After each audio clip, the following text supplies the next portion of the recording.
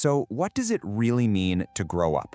And why do some people seem to spend their entire lives just running from adulthood?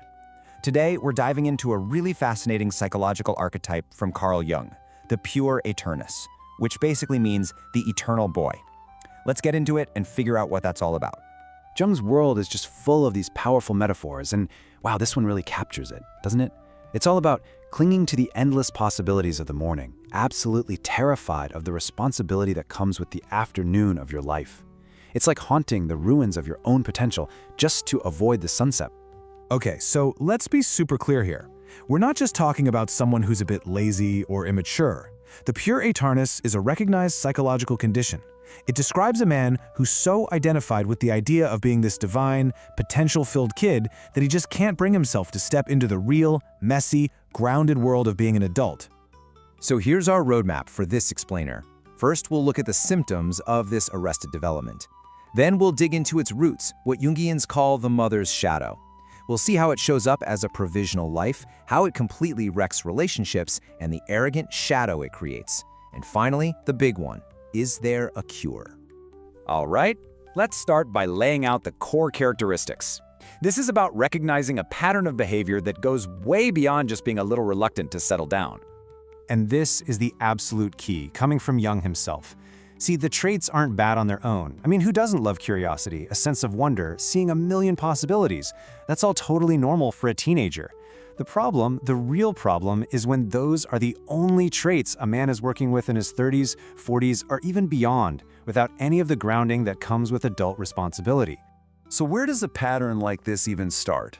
Well, to get the Puers, you have to look way back to his first psychological environment, and specifically his relationship with his mother, or the maternal archetype. Let's see how this whole dynamic gets set up. Now, that term, devouring mother, it sounds pretty harsh, right?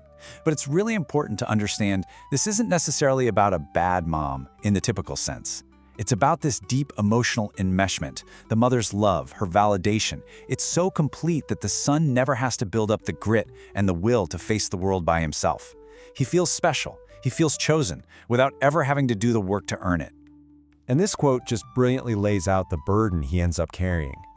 He becomes this vessel for his mother's own unlived dreams.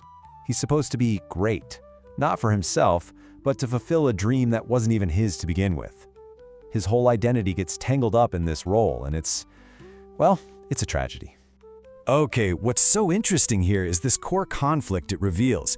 You see, the Puer is all about spirit, everything light, high, fast, full of endless possibility.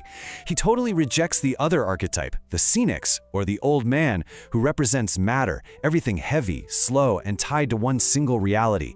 To the Puer, the old man isn't a wise guide, he's a jailer.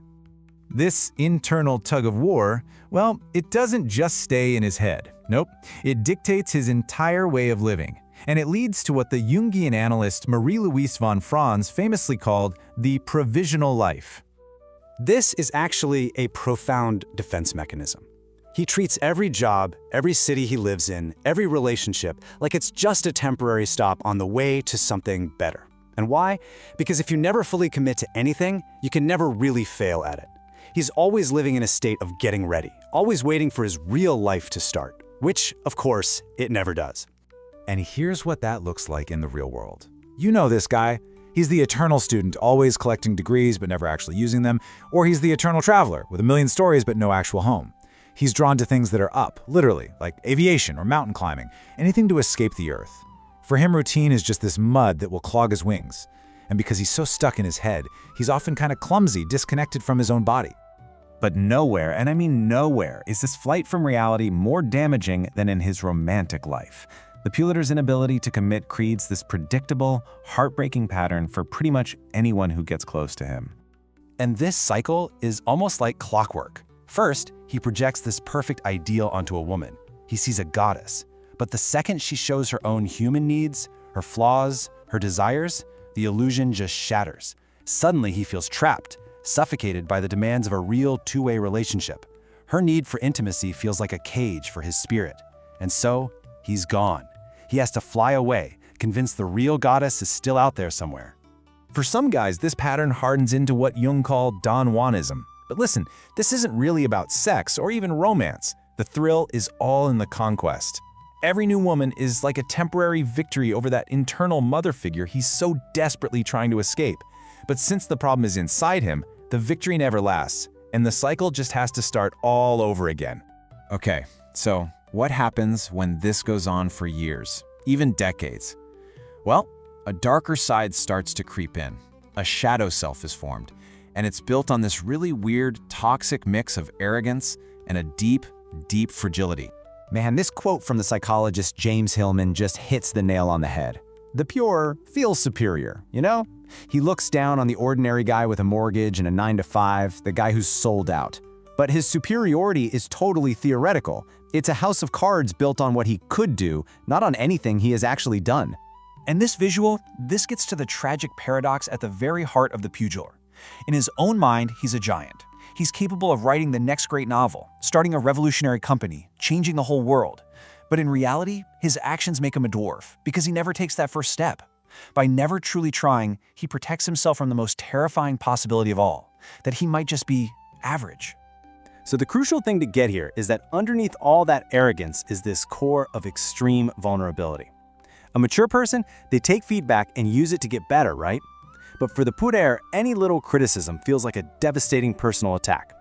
It's a suggestion that maybe, just maybe, he isn't the special, chosen one after all. And that threatens his entire identity. So after all of that, it's easy to feel a little hopeless, I know. But diagnosing the problem is only half the battle.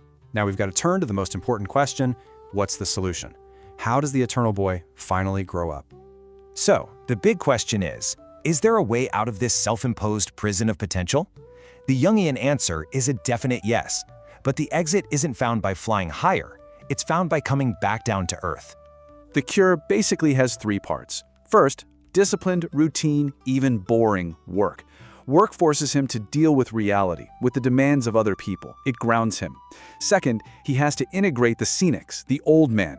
That means accepting his own limitations, his responsibilities, and yeah, his own mortality. And finally, the hardest part, he has to slay the psychic mother, which means killing that part of himself that just wants to be loved and admired without having to earn it. And this is the ultimate reframe from Jung. The Puer sees reality and responsibility as a prison, but maturity is realizing that this so-called prison is the only ground where a meaningful life can actually be built. It's the limitations that give our lives shape and meaning. In the end, the story of the Puer Aeternus is a tragedy of potential. He's got all the brilliance, all the creativity and energy of a giant summer storm cloud, but by refusing to come down into the mud and the mess of real life, that cloud never actually provides the rain needed to make anything grow.